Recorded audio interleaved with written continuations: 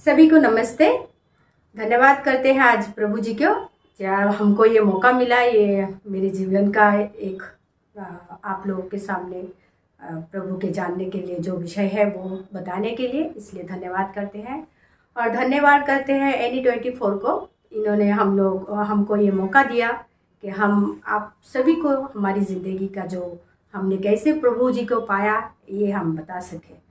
सबसे पहले तो हमारा नाम बोलते हैं। मैं फाल्गुनी विश्वास हूँ और मैं कोलकाता नौतिया जिला की लड़की हूँ और एक वैष्णव परिवार की लड़की हूँ।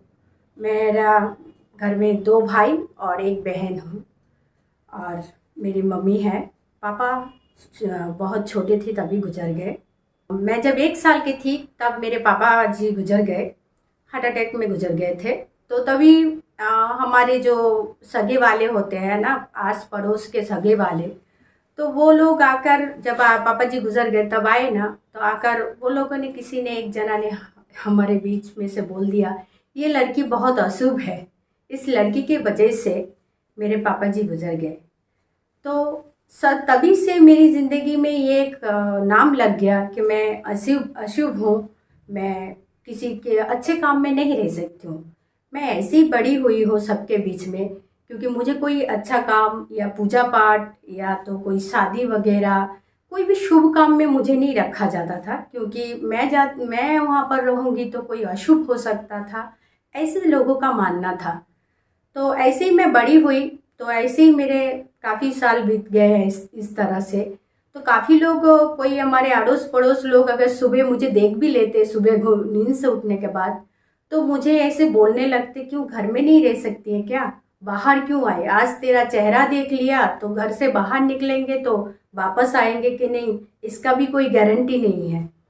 तो ऐसे सुनकर बहुत बुरा लगता था, पर ये तो मेरी छोटी थी तब से मैंने सुन कर आदत पड़ गया था, तो इसमें कोई बड़ी बात नहीं थी, ये मेरे सुनने की आदत थी। उसके बाद ऐसे ही बड़े होते होते एक दिन मेरी मासी रहती है गुजरात में, वो आई, तो वो हमारे घर में घूमने आई, तो देखी कि मैं ऐसी बड़ी हो रही हूँ, किसी का भी मतलब कोई भी मुझे नहीं चाहता है। तो अचानक मासी ने बोला, तो ये लड़की को मुझे दे दो, मैं ले जाती हूँ। तो सबने, हमारे घर वालों ने तुरंत राजी हो गए, क्योंकि बोला कि आपस छूटे, चलो जाने दो इसको। तो उसके बाद मैं तो बहुत खुश होकर मासी के साथ गई, क्योंकि मासी की कोई लड़की नहीं थी, 2 बेटा था। मैं सोची कि मासी अपनी बेटी करके लेकर जा रही है, फिर बाद में जाकर पता चला नहीं, वो तो घर का काम वाली लेकर आई है, बेटी नहीं। तो ऐसे ही वहाँ पर भी ऐसे ही ज़िंदगी जी रही थी। पर मेरे जो मासा जी थे वो बहुत अच्छे थे। उन्होंने, उनका 2-3 फैक्ट्री था साड़ी का, तो वो बंद पड़ गया था, मेरे जाने के बाद चालू हुआ। जहाँ पर हर कोई मानता था मैं अशुभ हूँ, पर वो मेरे मेरे मौसा जी मुझे मानते थे ये मेरी घर की लक्ष्मी है। मेरे मौसा जी मुझसे बहुत प्यार करते थे। उसके बाद वहाँ पर मैंने 8 साल गुजारा, 8 साल तक मैं गुजरात में रही।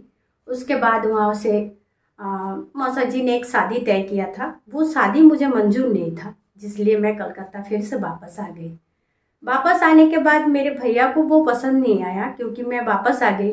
मौसा जी ने बहुत कुछ बोला, फ़ोन में थोड़ा डांटा, क्योंकि मैं शादी में तैयार नहीं थी इसलिए। उसके बाद मेरे भैया भी बहुत नाराज़ थे मुझसे। उसके बाद ऐसी मैं उदास घूमती रहती थी। एक दिन एक जना मुझे बोले कि तुम ऐसे ही क्यों रहती हो उदास, तुम्हारे चेहरे पे कोई हंसी नहीं है। तो मैंने बोला, मेरे बहुत प्रॉब्लम है, आपको नहीं पता, और आप सुनेंगे तो फिर आपको पता चलेगा। तो बोला, तुम्हारा सब प्रॉब्लम सॉल्व हो सकता है, एक जगह जाओगे तो। कहाँ? यीशु के पास। नहीं भाई, यीशु कौन है? मैंने बहुत भगवान का पूजा कर लिया है, कोई मुझे कुछ नहीं कर पाए। मैंने कितना व्रत रखा, कितना सबको पूजा किया है, पर मेरी ज़िंदगी में मैं जहाँ थी वहाँ पड़ी हूँ, इसका आगे नहीं बढ़ी हूँ। पर उन्होंने बोला, मेरे साथ तुम जाकर देखो। बोला ठीक है, कितना भगवान को देख ले, यीशु कौन है इसको भी हम देख लेते हैं, चलते हैं, आप बड़े हैं, आपने बोला है, आपका इज्जत हम रखेंगे। उसके बाद मैं उनके साथ गई।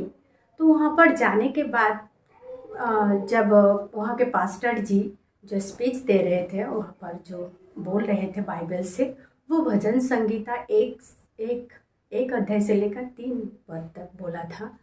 तो जब वो मैंने सुना, वो सुनने के बाद मुझे ऐसा लगा ऐसा भी हो सकता है क्या? हम अगर ऐसे करेंगे तो क्या मेरी ज़िंदगी बदल सकती है क्या? तो ऐसे देखकर फिर जब पूरा प्रेयर मीटिंग से ख़त्म हुआ, उसके बाद वो पास्टर जी मुझे बुलाए पास, और जो मुझे लेकर गए थे वो मुझे मेरे साथ वो पास्टर जी के पास लेकर गए मुझे। और पास्टर जी जब मेरे सर पे हाथ रखकर उन्होंने प्रार्थना किया, तब मुझे लगा प्रार्थना में, तब मुझे ऐसा लगा कुछ मुझे छू गया, मेरे अंदर कुछ टच करके गया है। तो उसके बाद मुझे हल्का महसूस हुआ, जो मैंने इतने सालों में इतना भगवान को पूजा करके नहीं मिला, वो मुझे यहाँ पर मिला। तो उसके बाद मुझे ऐसा लगा कि नहीं, यहाँ पर कुछ है, कुछ तो है जो मुझे छू कर गया है, और मैं बिल्कुल रिलैक्स हो गई। उसके बाद पास्टर जी मुझे सब कुछ बात करके समझा कर प्रार्थना करके फिर मैं घर पे आई। ऐसे चलता रहा, मिनिमम ऐसे 7 महीना 1 साल तक चलता रहा। किसी को नहीं बताया घर पे, मैं आ जाती थी, चुपचाप आ जाती। और ऐसे मेरे घर में किसी का पड़े नहीं था मैं कहाँ जाती हूँ, क्या करती हूँ, उससे किसी का कुछ लेना देना नहीं था, इसलिए किसी को पता नहीं था कि मैं चर्च जाती हूँ।